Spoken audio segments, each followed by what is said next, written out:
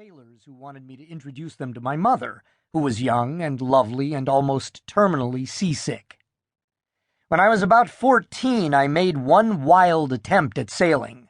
In a book on woodcraft, I found a drawing of a sailing canoe and built a 16-foot canvas canoe from a kit that I sent for.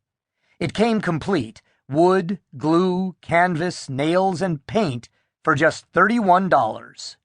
The book made it seem simple to turn my canoe into a sailboat by rigging a dried pine pole for a mast with a small boom and using an old bedsheet for a sail.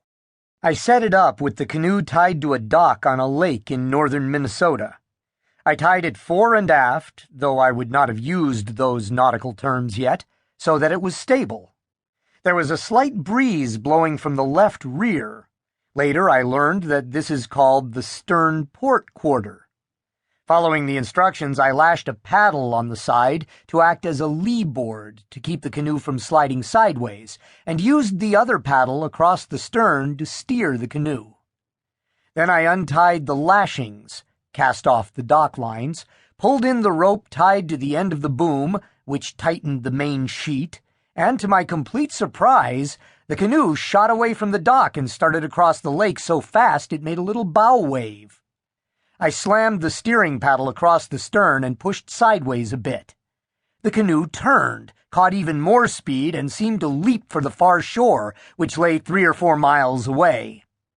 I had time for one gleeful thought of triumph as we zipped to a point almost exactly in the middle of the lake.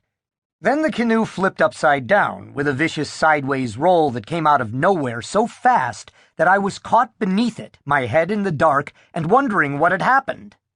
I swam out from under the canoe — it remained afloat because it was made of wood — and struggled to get it back upright. It teetered for an instant, and then flopped over the other way, upside down again.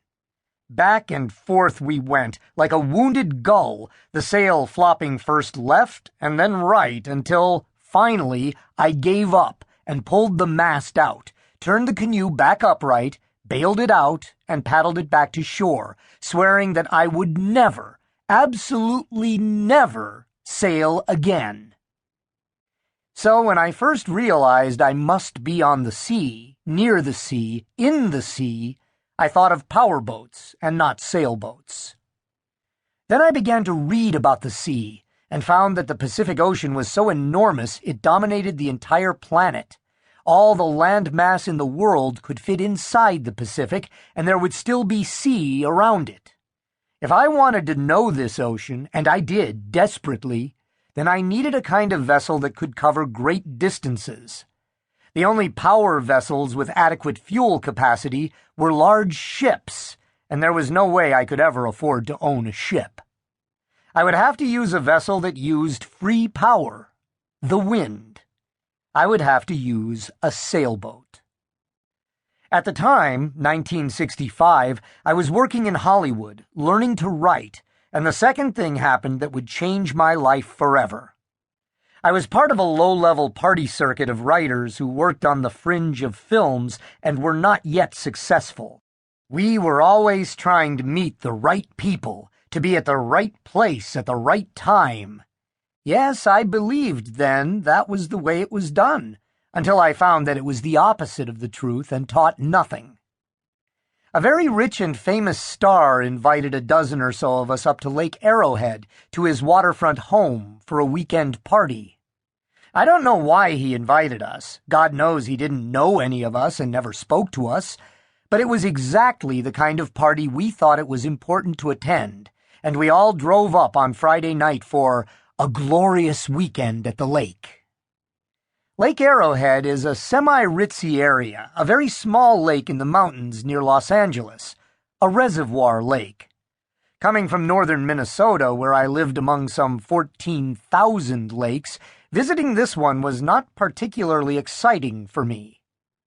Early Saturday morning, having concluded that the whole thing was a bust, I went for a walk along the shore, killing time until my host woke up and I could tell him I had some urgent reason to go back to the city. I rounded a bend in the shoreline and came upon a wooden dock that stuck out 50 feet into the lake. Tied to the dock was a small sailboat. It had one sail, a main, and no foresail, and was about 12 feet long. The sail was up and flopping gently in the soft morning breeze. Now, except for the slapstick attempt with the canoe, I had no concept of sailing. There was an older man standing on the dock.